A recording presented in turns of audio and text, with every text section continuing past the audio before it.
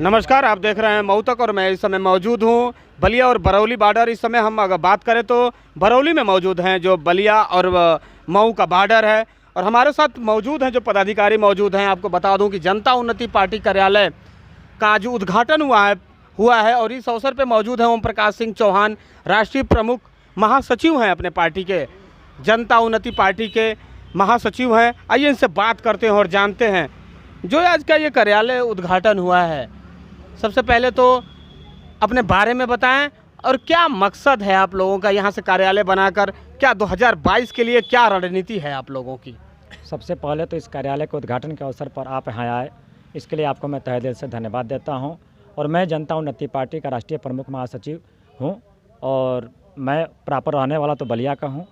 और हम लोग का एक कार्यालय उद्घाटन का सबसे बड़ा उद्देश्य है कि हम लोग चाहते हैं कि 2022 का जो चुनाव आ रहा है, इस चुनाव में अपने वादे के खिलाफ कायम करने वाली सरकार को उखाड़ कर फेंकने के लिए और अब जो इस सरकार के खिलाफ जो भी हमारी व्यवस्थाएं बनेगी उस सारी व्यवस्थाओं को संचालित करने के लिए हमारा इस मऊ जनपद में कोई कार्यालय नहीं था। हमारे पार्टी का ना कार्यालय होने के नाते हम लोग कोई व्यवस्था करते थे, कोई रणनीति बनाते थे तो उस पर हम लोग का कार्य नहीं हो पाता था, हम लोग किसी घर बैठते थे। तो आज ये पहला हमारा क्षेत्रीय कार्यालय है मऊ जनपद का जो हम यहाँ खोले हैं। यहाँ से मऊ, बलिया और मऊ की चारों विधानसभा और बलिया की बेलथरा रोड विधानसभा जो टच करती है, इन पांचों विधानसभाओं को हम यहाँ से डील करेंगे। और इसके बाद हमारा अगला कार्यालय बलुआ पोखरा पर जो घोसी का मेन सेंटर है वहाँ हम खोलने का प्रयास करेंगे, जो आगामी 2-4-5 दिन में वही वो खुलने जा रहा है, उसकी भी आपको सूचना दी जाएगी। बिरादरी की बात करें, फागू सिंह चौहान है, दारा सिंह चौहान है, बालकृष्ण चौहान भी नेता बन के आए। इतना चौहान नेता होने के बाद भी ऐसी क्या जरूरत आन पड़ी? चौहान लोग तो अभी भी बीजेपी के साथ जाने के लिए तैयार हैं, क्योंकि वो कह रहे हैं हमारा काम विकास तो हुआ है, और आप कह रहे हैं कि नहीं, हमारे समाज का विकास नहीं हुआ है। तो कौन से मुद्दे लेकर जाएंगे आप चौहान बिरादरी को ये बताने के लिए कि आपका विकास नहीं हुआ, आप पीछे हैं? हमको आप ये बताइए, मैंने पहले भी कहा आपसे कि एक कैबिनेट मंत्री और एक विधायक सांसद बना देने से किसी समाज का विकास नहीं हो पाएगा। जब तक उस समाज की हिस्सेदारी उस सत्य शासन में नहीं होगी, जब तक हमारा कोई नेतृत्वकर्ता उस सत्य शासन में नहीं पहुंचेगा, जब तक उसकी हाथ की सत्ता उसके हाथ में नहीं होगी, तब तक उस समाज का विकास नहीं होगा। आप इतिहास उठाकर देख लीजिए, आप इतिहास उठाकर देखिए, कांग्रेस जो 60 वर्ष राज की वो पूरा ब्राह्मणवादी व्यवस्था थी। भाजपा राज कर रही है, सारी स्वर्ण व्यवस्था की राज कर रही है। तो हम लोग चाहते हैं कि अपनी सत्ता के साथ भी ये सम्राट पृथ्वीराज चौहान को मानने वाले हम लोग हैं। हम लोग का सम्राट पृथ्वीराज चौहान हमारे आदर्श हैं।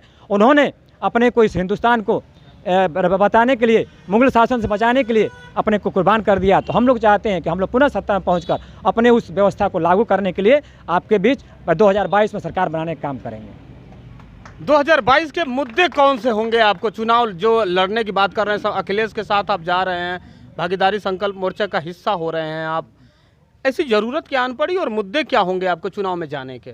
पहला मुद्दा तो सर हमारा सामाजिक न्याय समिति की रिपोर्ट लागू कराना। दूसरा मुद्दा हमारे पास है जो हम चाहते हैं कि शिक्षा जो है ये एकल शिक्षा व्यवस्था लागू हो। जो दोहरी नीति चल रही है शिक्षा की, पब्लिक स्कूल में अलग, प्राइवेट स्कूल में अलग, सरकारी स्कूल में अलग, इस व्यवस्था को हम चाहते हैं। जब हमारा विधानसभा एक है, हमारी सांसद एक है, हमारी विधायिका एक है, तो फिर ये व्यवस्था दोहरी क्यों है? ये हम लोग शिक्षा नीति में चाहेंगे कि हमारे गरीब के बच्चे और अमीर के बच्चे एक ही शिक्षा पढ़ें। दूसरा हमारा मुद्दा होगा ये महंगाई का। आप देखिए आज महंगाई कितने चरम सीमा पर है। जो आपको करू का तेल, जिसको हम यहाँ देहाती भाषा में कहते हैं करू का तेल, जो 50 रुपये था आज 200 रुपया पार कर गया। जो अरहर की दाल 50-55 रुपये थी, 100 रुपया पार कर गई। तो हम लोग चाहते हैं कि महंगाई से भी लोगों को निजात मिले। हमारा तीसरा मुद्दा होगा कि जितने भी हमारे प्राइवेट करने वाली सरकारें प्राइवेट कर रही हैं, इस सारी सरकारी योजनाओं को प्राइवेट न करके हम लोगों को सरकारी योजनाओं को सरकार को दिया जाए। और सरकारी व्यवस्थाओं में ये जो संविदा पर हमारे संविदा कर्मी हैं, उन लोगों को हम लोग संविदा कर्मियों को परमानेंट करेंगे, उनको स्थायी नियुक्ति देंगे। रोकने के लिए सरकार बनाना चाहते हैं। तो लोग तो कह रहे हैं कि भाई सरकार बहुत, बीजेपी सरकार बहुत मेहनत कर रही है, टीकाकरण फ्री करवा रही है, अनाज भी दिया है, उन्होंने फ्री दे रहे हैं। पहले की सरकारें पैसा लेके देती थी, अब देखिए फ्री में अनाज मिल रहा है। गैस सिलेंडर, उसने कितने सिलेंडर बांटे पूरे देश में, जितनी माताओं बहनों को घर में आँख खराब हो जाती थी, धुआं लग लग के आँख खराब हो जाती थी, उनके घरों में वो सिलेंडर बांटे हैं। और आप कह रहे हैं कि सरकार अच्छी नहीं चला पा रहे हैं। और उन्होंने 2-2 बार केंद्र में सरकार बना ली है, अब पूर्ण बहुमत से बनाए हैं, फिर रीजन क्या रहा? ये बताइए, एक बार एक वरिष्ठ एडिटर साहब ने कहा था कि जिस कौम को मुफ्त में खाने की आदत लग जाए वो कौम कभी क्रांति नहीं कर सकती, और जो कौम कभी क्रांति नहीं कर सकती वो शासन सत्ता में नहीं पहुंच सकती, और जो शासन सत्ता में नहीं पहुंचेगी उसकी माँ बहन बेटियां सुरक्षित नहीं रहेंगी। तो ये मुफ्त में खाने की आदत डाल रहे हैं, जो हम लोगों को गुलाम बनाने का काम किया जा रहा है। और दूसरा जो आप कह रहे हैं कि इन्होंने जो काम किया है, आप काम कहीं धरातल पर दिखाइए, कहीं धरातल पर आप काम दिखा दें, इनका कहीं धरातल पर कोई काम नहीं है। इसलिए हम लोग चाहते हैं काम जो हो वो धरातल पर हो, काम जो हो जनता के बीच दिखाई दे। आप एक भी काम गिना दीजिए जो इनकी अच्छी योजना हो। आपने भी कहा गैस सिलेंडर, इन्होंने मुफ्त में सिलेंडर बांटा, हम लोगों ने भी उसमें देखा। लेकिन ये बताइए, जो सिलेंडर 300 रुपये मिलता था आज उसका दाम 1000 पार कर गया। तो ये कहाँ चूल्हे पर गैस चलाया जा रहा है? सारी लकड़ियाँ जो है आज लोग परेशान हैं, लकड़ी पर फिर खाना बनाने लगे हैं, पुरानी व्यवस्था में पुनः लोग आने लगे हैं। क्या इसका मतलब है? तो हम लोग इस मुद्दे को लेकर जाएंगे कि आपको जो राशन और जो व्यवस्था हम 300 रुपये में देते थे वो पुनः आपको दी जाएगी, आपको वही महंगाई रहेगी, वही व्यवस्था रहेगी।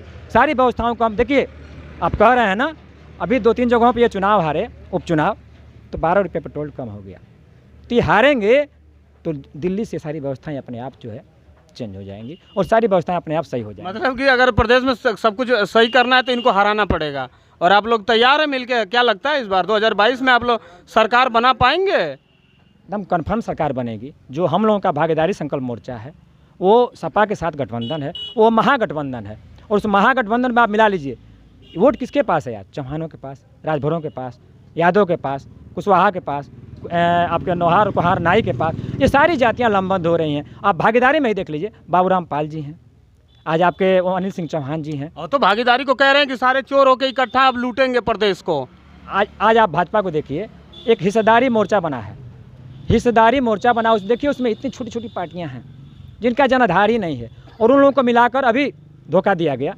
स्वतंत्र देव सिंह उसके कार्यक्रम में आने वाले थे, कल मैं था उस कार्यक्रम में, और उसमें वो नहीं आए। उन लोगों को बुलाकर बुर्बक बनाया, वो लोग कार्यक्रम किए और उनका मालिक जो है आया ही नहीं, उसको चुतिया मनाया गया। तो वहीं पे बोला गया कि जो ये हिस्सेदारी मोर्चा है ना, ये प्रदेश को मजबूत करेगा, और जो भागीदारी मोर्चा ओम प्रकाश राजभर और बाकी ये लोग मिलके अनिल कुमार चौहान वहान जी जो लोग भी बना रहे हैं, ये लोग सब चोर हैं, अखिलेश और ये मिलके प्रदेश को लूटेंगे। तो ये कहाँ तक सही है? अच्छा ये बताइए, आज आप लूटने की बात कर रहे हैं, ये बताइए आज भाजपा के कितने कार्यालय खुले आपको मालूम है? ये कार्यालय कहाँ से खुले? बिना पैसे के कार्यालय तो खुले नहीं होंगे। इसके पहले जब सत्ता में नहीं थी इनके कार्यालय आप गिनती में हर पार्टी ने कार्यालय खोला है, एक पार्टी ने तो नहीं खोला। इसके पहले खोल रहे हैं। इनकी कार्यालय पहले कहाँ थी? ये जो कार्यालय हमारा प्राइवेट कार्यालय है और उनका संस्था कार्यालय है।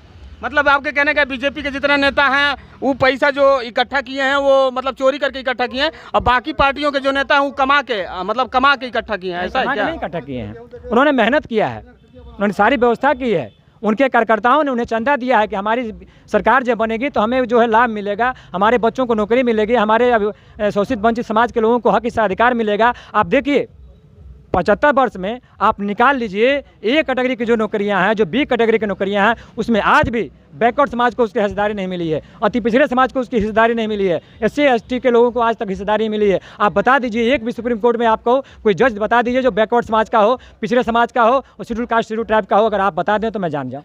तो आज ये लोग तो खुश हैं, राशन वासन तो फ्री में मिल रहा है, तो ये नौकरी करने का जरूरत है? मैं तो कहा कि मुफ्त में अगर सरकार जनता को मिले तो गुलाम बनने को तैयार है। तो वही हमने समझाएंगे ना कि आप लोगों को जनता सरकार जो है गुलाम बना रही है, आप मेहनत करके कमाओ, आप 15 रुपये में बिकने को तैयार हो। आप 15 रुपये की कीमत क्या है?